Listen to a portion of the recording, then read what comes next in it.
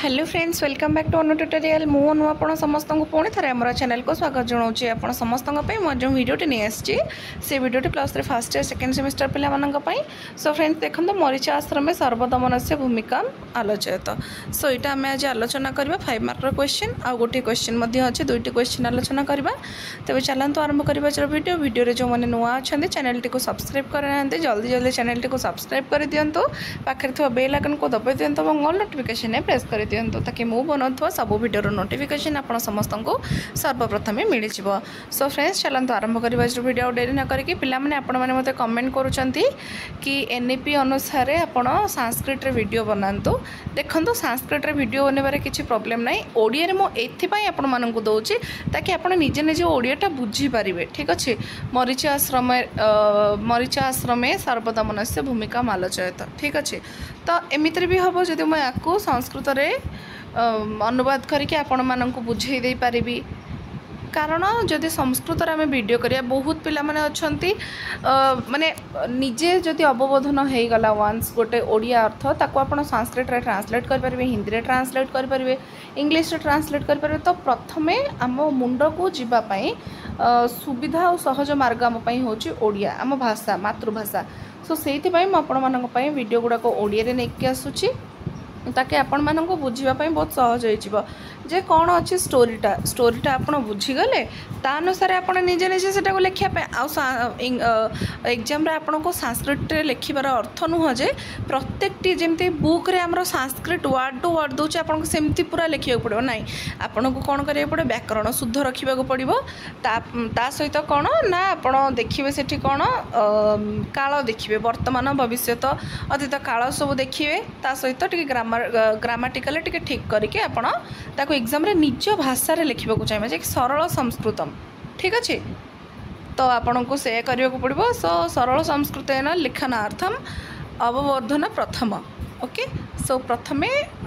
अवबोधन करवा तापर आम सरल संस्कृत लिखिपर ठीक अच्छे तो देखो कौन अच्छी ना मरीचा आश्रमे सर्वदमन से भूमिका आलोचित दुष्यंत प्रत्याख्याता कौनसुत शकुंतला स्वीय जननी त्रिदश सुंदरी मेनका द्वारा स्वर्ग को नीता हेले ठीक अच्छे तापर कौन अच्छी ना एवं सुरसुर जनक कश्यप व मरीचंक आश्रम संस्थापित हेले सेठारे ही चक्रवर्ती लक्षण संयुक्त दुष्यंत कुला सॉरी गोटे मिनिट कुलांकुर को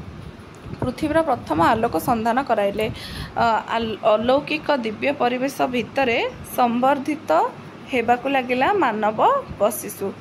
स्वयं नराधिप दुष्यंत 60 वर्षीय एही सुकुमार कुमार को संदर्शन करी इंधन अपेक्षा थिबा स्फुलिंग बोली वर्णना करिसेंते जो बयस रे शिशु माने क्रीड़ा नक नहीं क्रीड़ा करि थांती से समय रे से केसरिणी बा कौन केसरी माने होची सिंह केसरिणी माने होची सिंघी कोलरे तार शावक को छड़े आनी तार सहित क्रीड़ा करुथिले तार वदन व्यादन कराई रदन रणन करुथिले आश्रम स्थित समस्त हिंस्र जंतु को सबुबले सॉरी गोटे मिनट एटा टिके ब्लर अच्छी सो से मत विजिबल होनी आश्रम स्थित समस्त हिंस्र जंतु को सबले दमन करी से मुनि पुंगव कश्यपंक ठारू सर्वदमन उपाधि लाभ करथिले एही महनीय शिशु ही शेष पितृ हृदय दरी रे वात्सल्य तरंगिणी प्रवाहित कराई भगीरथ परि गंगा सागर सम शकुंतला दुष्यंतक सम्मिलन साधित कराइथिले ठीक अच्छे नेक्स्ट क्वेश्चन देखिबा हाँ तो तापर नेक्स्ट क्वेश्चन एटा अच्छे देखो फास्ट क्वेश्चन बुझिपारे आप 6 नंबर क्वेश्चन सेठी थिला जेतेबेले किए दुष्यंत देखिचंदी कहाँ को सर्वदमन होचंदी दुष्यंत और शकुंतलांकर पुत्र तो जेतेबेले से तांको देखिचंदी जे गोटे छोट छुआ देहरे चक्रवर्ती लक्षण अच्छी तो से अनुमान करि पारछंदी कोठी ना कोठी से तांकर शिशु बोले कारण से अति निर्भय सहकारे जो शिशु अवस्था शैशव अवस्था कौन करे ना केवल मात्र कंदुकेन क्रीड़ती किंबा से किसी खेलना जोटा आम कहे से द्वारा खेल पसंद करते किंतु एते शिशु अवस्था शैशव अवस्था କେଉଁପରି ଭାବରେ ଗୋଟେ ଶିଶୁ ଗୋଟେ ସିଂହୀର କୋଳରୁ ତାର ଛୁଆକୁ ଶୈଶବ ସିଂହୀକୁ ଛଡ଼େଇ ଆଣିକି ତା ସହିତ କ୍ରୀଡ଼ା କରୁଛି। ତ ଏଇ ଜିନିଷଟା ଦେଖିବା ପାଇଁ ଟିକେ ଆଶ୍ଚର୍ଯ୍ୟକର ଥିଲା। ତ ଏଇଟା ତ ତାଙ୍କର ଇଣ୍ଟ୍ରୋଡକ୍ସନ୍ ସମୟ। ତାପରେ ଦେଖନ୍ତୁ କ'ଣ ଅଛି 7 ନମ୍ବର ବୁଝିପାରିଲେ ଧୀବରର ବୃତ୍ତାନ୍ତସ୍ୟ ବୈଶିଷ୍ଟ୍ୟମ୍। ଧୀବରସ୍ୟ ବୃତ୍ତାନ୍ତ କିମ୍ ଏଠି ଲେଖା ହେଇଛି। ଧୀବରର ଏଇ ନାଟକରେ କ'ଣ ରହିଛି ଉପସ୍ଥିତି ସେଇଟା ବର୍ଣ୍ଣନା କରାଯାଇଛି। ନାୟକ ନାୟିକାଙ୍କର ପୂର୍ବରାଗ ମିଳନ ବିଚ୍ଛେଦ ବିରହ ଅନୁଚିନ୍ତା ଏବଂ ପୁନର୍ମିଳନ ମାଧ୍ୟମରେ ହିଁ ନାଟକ ହୁଏ। ସମାରମ୍ଭ ବିକାଶ ଏବଂ ପରିସମାପ୍ତି। ସର୍ବୋପରି ଭାରତୀୟ ନାଟ୍ୟ ପରମ୍ପରାରେ ନାଟକ ସୁଖାନ୍ତକ ହେବା ସର୍ବଦା ବିଧେୟ। ଏଣେ ନାଟ୍ୟକାର କାଳିଦାସ କଣ୍ୱମୁନିଙ୍କର ପୂତ ତପୋବନ ପରିସର ମଧ୍ୟରେ ଦୁଇଟି ପ୍ରଣୟ ପିପାସୁ ଆତ୍ମାର ସମ୍ମିଳନ କରାଇ ପାଠକ ମନରେ ଅପୂର୍ବ ଆନନ୍ଦ ସଞ୍ଚାର କରାଇବା ସଙ୍ଗେ ସଙ୍ଗେ ଦୁର୍ବାସାଙ୍କର ଦୁର୍ବାର ଅଭିଶାପ ଦ୍ୱାରା ସେମାନଙ୍କୁ ବିଚ୍ଛେଦ କରାଇଲେ। ଏହି ଶାପର ଅବସାନ ହେବା ଅଭିଜ୍ଞାନ ବା ମୁଦ୍ରିକାର ସନ୍ଦର୍ଶନ ଦ୍ୱାରା ମାତ୍ର। ନିୟତି କେନ ବାଧ୍ୟତେ। ନୀତିରେ ମୁଦ୍ରିକାଟି ହେଲା ଶଚୀତୀର୍ଥ ବାରିପତିତ ଏବଂ ମତ୍ସ୍ୟଗର୍ଭଗତ। ଏଣେ ଅଭିଜ୍ଞାନ ଦର୍ଶନ ଭାବରେ ଶକୁନ୍ତଳା ହେଲେ ପ୍ରତ୍ୟାଖ୍ୟାତା। ମାତ୍ର ନାୟିକାଙ୍କର ପୁନର୍ମିଳନ ପାଇଁ ଅଭିଜ୍ଞାନ ଆବିଷ୍କାର ଏକାନ୍ତ ଆବଶ୍ୟକ ଏବଂ ତାହା ହିଁ ସମ୍ଭବପର ହୋଇ ଧୀବର ଚରିତ୍ର ଉଦ୍ଭାବନ ଦ୍ୱାରା ଏହି ଶକ୍ରାବତାର ନିବାସୀ ମତ୍ସ୍ୟଜୀବୀ ଶଚୀତୀର୍ଥରୁ ଏକ ମତ୍ସ୍ୟ ଧରି ତାର ଉଦର ବିଦାରଣ କରିବା କାଳରେ ଅବଲୋକନ କଲେ ଏକ ମହାର୍ହ ଅଙ୍ଗୁରୀୟକ। ତାହାର ବିକ୍ରୟାର୍ଥେ ବିପଣୀରେ ପ୍ରବେଶ କରି ଗ୍ରାହକଙ୍କୁ ସାଗ୍ରହ ପ୍ରଦର୍ଶନ କରିଥିବା କାଳରେ ରାଜ୍ୟ କର୍ମଚାରୀଙ୍କ ଦ୍ୱାରା ଗୃହୀତ ହୋଇ